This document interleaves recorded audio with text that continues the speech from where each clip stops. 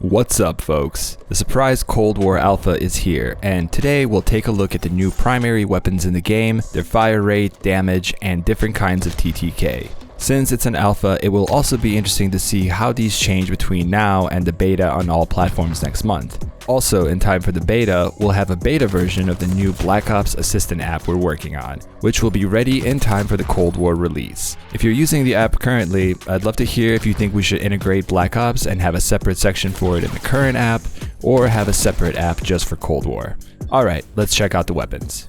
Starting off, we have 3 assault rifles.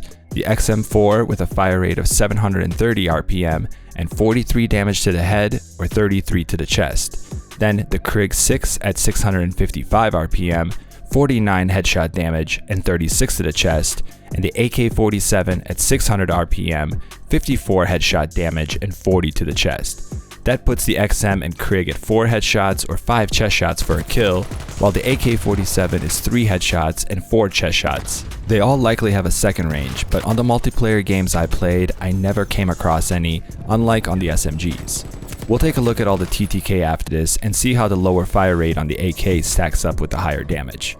We also get 2 LMGs to play with. The Stoner 63 at 715 RPM with 47 headshot damage and 34 to the chest, and the RPD at 650 RPM with 49 headshot damage and 36 to the chest, very similar to the Krig 6. These both also end up with needing 4 headshots or 5 chest shots for a kill. Now let's look at the 3 SMGs. With the ARs and LMGs, it was hard to notice a second range, especially as the enemy health bars don't appear when they're much farther away. But on the SMGs, you would notice a second range right after 10 to 15 meters, and it would kick in while in some pretty close range fights. Because of this, it was extremely necessary to run the barrels at double your range.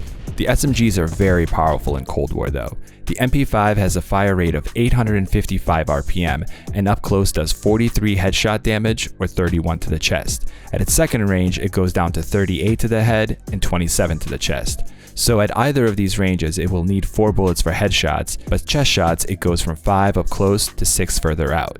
Next is the AK-74U at 695 RPM with 54 damage to the head and 39 to the chest, which goes down to 49 and 36 at its second range. So that means it will take 3 bullets up close to the head or 4 to the chest, but further out it will be similar to the ARs with 4 to the head or 5 to the chest.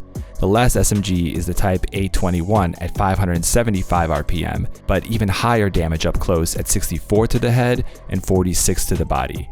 But oddly, that drops to 44 and 32 further out. So similar to the AK-74U, it will be 3 bullets to the head up close or 4 to the chest, with 1 additional bullet further out. Finally, we're going to look at the 2 tactical rifles. The M16, which is a 3 burst rifle and normally fires at 800 RPM with a 0.4 second burst delay or 150 bursts per minute. The tactical rifles also have 2 barrels that increase their fire rate. The 16.3 rapid fire, which is supposed to increase by 14%, but actually takes it up by 50% to around 1200 RPM, while the strike team barrel is supposed to increase by 22% but showed the exact same 1200 RPM.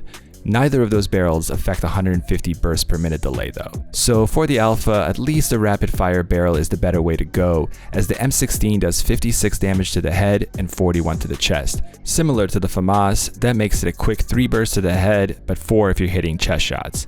The other tactical rifle is the Type 63, which is a semi-automatic firing at 350 RPM with 2 barrels that increase that as well. The 16.4 rapid fire, which is supposed to increase by 11%, but actually only goes up by 5% to 370 RPM.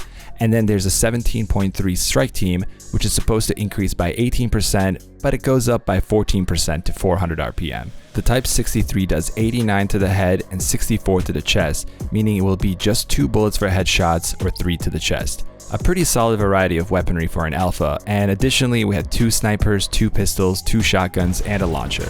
Okay, now let's look at how they compare in TTK. We'll look at TTK for headshots, chest shots, and then how they all compare with 1 headshot mixed in with all chest shots. Starting with headshot TTK, over 300 milliseconds, we have the Type A21 at its second range. Then between 250 and 300 milliseconds, we have the RPD, Krig 6, AK-74U at its second range, and the Stoner 63.